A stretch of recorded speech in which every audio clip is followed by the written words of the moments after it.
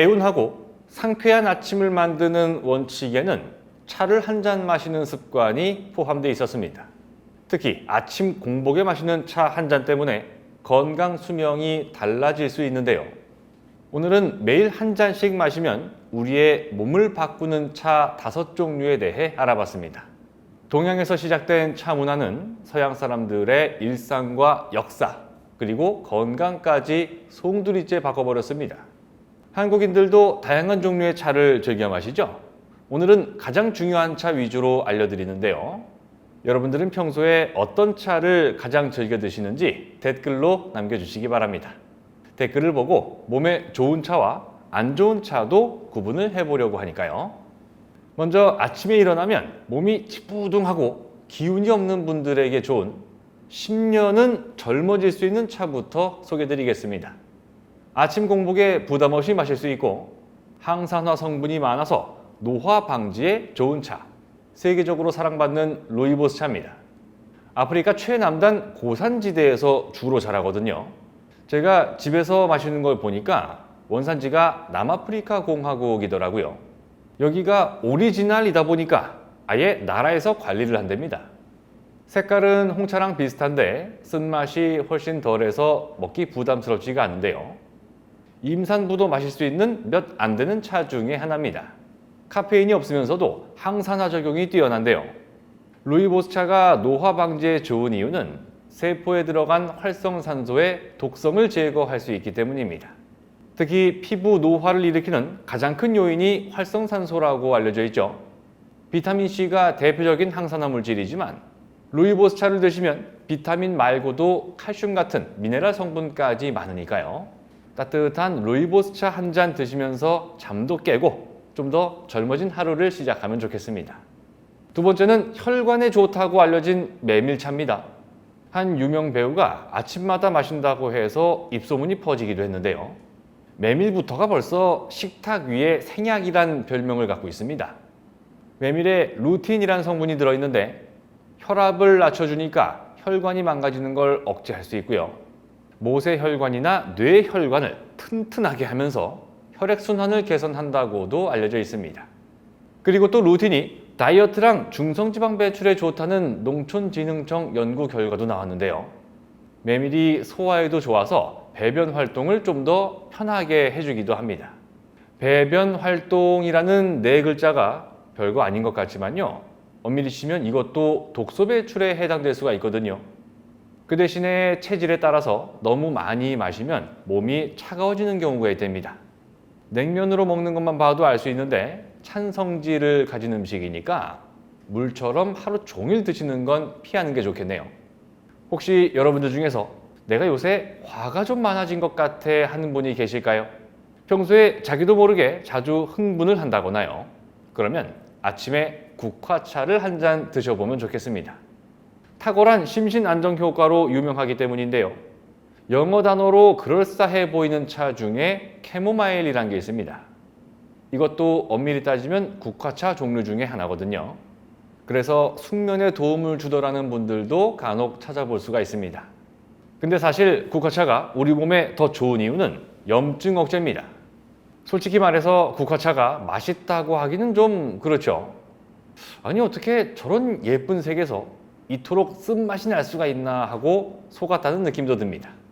국화차가 쓴 건 트리테르펜이라는 성분 때문인데요. 근데 이게 우리 몸속에 있는 염증을 줄여준다고 합니다. 이 성분이 혈전이 생겨서 혈관이 막히거나 터지는 걸 예방하기도 하고 치매 예방에도 효과가 있다는 연구 결과도 있습니다. 몸에 좋은 건 입에 쓰다더니 국화차를 두고 한 말인가 싶은데요. 꽃이 활짝 핀 것보다 덜 핀 게 좋은 제품이라고 하니까요. 잘 보고 고르시면 좋겠습니다. 전 세계에서 한국인이 제일 많이 마시는 차, 한국을 대표하는 차는 보리차입니다. 지금처럼 정수기가 보급이 안 되고 생수를 파는 게 불법이던 시절에는 수돗물에 보리차를 넣고 끓여 먹는 집이 정말 많았는데요. 저는 아직도 집에서 보리차 끓여 마십니다. 그냥 물보다 맛있는데 몸에도 좋으니까요. 그런데 우리한테 너무 익숙하고 흔하다고 해서 절대 우습게 보면 안 되는 게 보리차입니다. 잠시 후에 말씀드리는 5번째 차보다 훨씬 더 저렴하지만 효과는 절대로 뒤처지는 게 아니니까요. 보리차에 들어있는 베타글루칸이란 성분에 혈당 조절 효과가 있다고 합니다. 그래서 당뇨병 예방 효과도 기대해 볼 수가 있는 건데요. 당뇨가 있으신 분들은 마그네슘이 소변으로 빠져나가서 결핍증이 생기기 쉬운데요. 그래서 마그네슘이 풍부한 보리차는 당뇨 환자분들한테도 좋은 물이 됩니다. 마그네슘은 칼슘 흡수를 돕는 역할도 하기 때문에 뼈 건강에도 보탬이 될 수 있겠죠. 좀 비싼 명절 선물로 유명한 게 상황버섯, 영지버섯인데요. 여기 들어있는 게 베타글루칸입니다. 세계 10대 슈퍼푸드에 포함된 귀리에도 베타글루칸이 들어있고요. 이게 왜 중요하냐면 콜레스테롤 수치를 낮춰주는 성분이라서 그렇습니다. 간에 붙어있는 쓸개에서 쓸개즙이 나오면 얘가 콜레스테롤을 분해하면서 담즙산이라는 게 만들어지는데요. 베타글루칸은 이게 소장에서 다시 흡수되는 걸 억제하니까 결국 혈중 콜레스테롤 수치를 낮추게 된다는 겁니다. 과도한 혈중 콜레스테롤 수치를 떨어뜨린다는 건 심혈관 질환을 예방해준다는 의미로도 볼 수 있죠. 왜냐하면 혈관 안쪽 벽에 달라붙어서 혈관을 좁아지게 만드는 주범이 콜레스테롤. 그렇게 혈관을 딱딱하게 만드는 것도 콜레스테롤이니까요. 정수기나 생수보다 번거롭긴 하지만 옛 추억을 떠올리면서 물 대신 보리차를 하루 종일 드시면 좋겠네요. 마지막 5번째는 녹차입니다. 서양에서야 차라고 하면 홍차를 제일 먼저 떠올리겠지만 우리나라에서는 티백에 담은 녹차가 훨씬 더 익숙하죠. 사실 녹차나 홍차나 원재료는 똑같습니다. 홍차는 산화 발효 과정을 거친 거고 녹차는 그걸 생략하고 바로 만든 차인데요.